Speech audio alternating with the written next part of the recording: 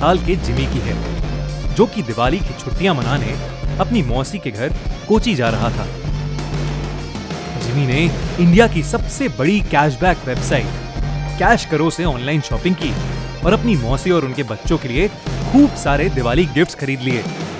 Diwali gifts के साथ साथ जिमी को मिला ढेर सारा कैशबैक, जिसे उसने अपने बैंक अकाउंट में ट्रांसफर करके अपने लिए भी एक दिवाली गिफ्ट ले लिया। जिमी का परिवार उसकी मौसी के गांव में घुसा ही था कि जिमी को बहुत तेज प्यास लगी और उसके पापा ने साइड में एक दुकान पर गाड़ी रोक दी।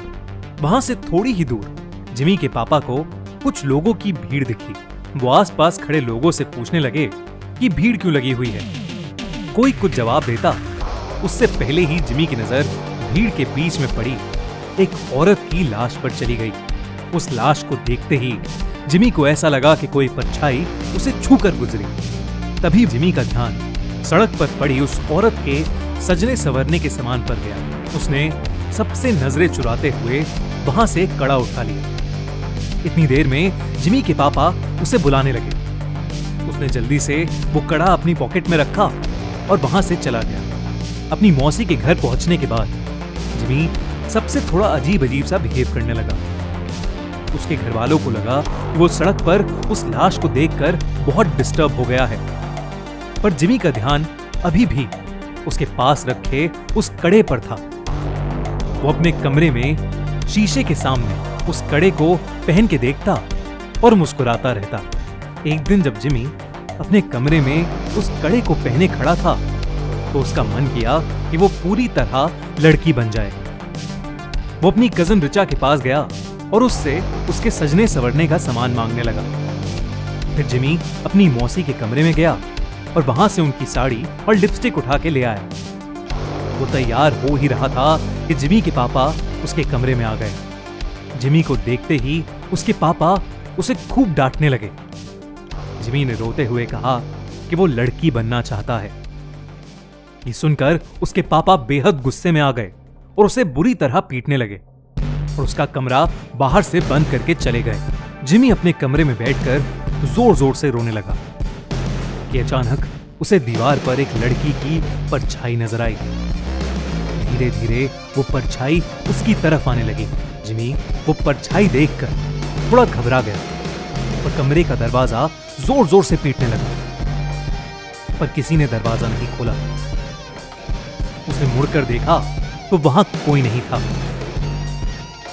फिर उसके बेड के नीचे से एक अजीब सी आवाज आने लगी, मानो कोई जिमी को पुकार रहा हो।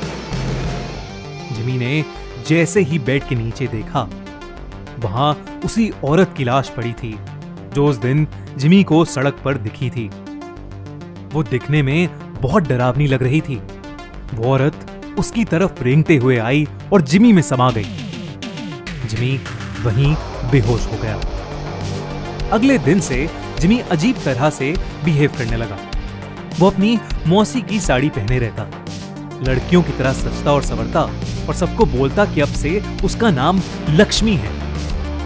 कभी एक पल वो जोर जोर से चिल्लाता और सारा घर सर पर उठा लेता, तो कभी वो एक कोने में दुबक कर बैठ जाता और डरा सा सहमा हुआ तो रोता रहता। एक दिन रोते रोते उसने अपनी माँ से कहा कि वो लक्ष्मी है और उसे हर जगह शैतान नजर आते हैं जो उसे आकर मार देंगे। उसने कहा कि उन शैतानों के पैर उल्टे हैं, दांत खून से सने हुए हैं और लंबे लंबे नाखून हैं जिनसे वो उस पर हमला करना चाहते हैं।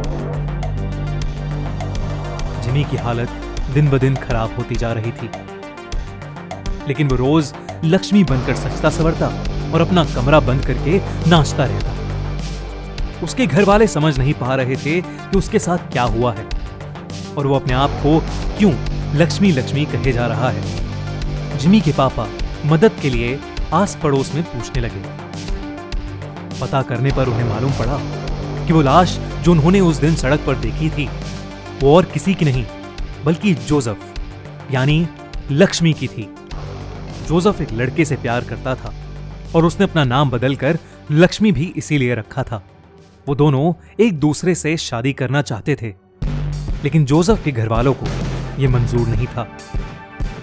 उनके लिए ऐसा करना एक बहुत बड़ा सिन यानी पाप था, और गांव में हो रही बदनामी की वजह से उन्होंने जोसेफ यानी लक्ष्मी को सबके सामने मौत के घाट उतार दिया।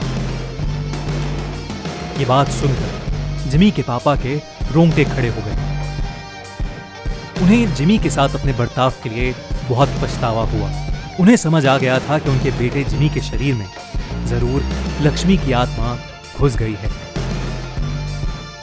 वो जल्दी से पूरी बात बताने के लिए घर के लिए निकले, लेकिन तब तक बहुत देर हो चुकी थी।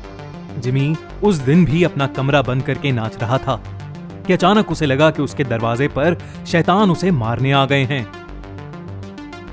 वही शैतान जिनके पैर उल्टे थे, दांत खून से सने हुए और लंबे लंबे नाखून, जिससे वो जिमी पर हमला कर रहे थे। जिमी घबराहट के मारे जोर जोर से चिल्लाने लगा।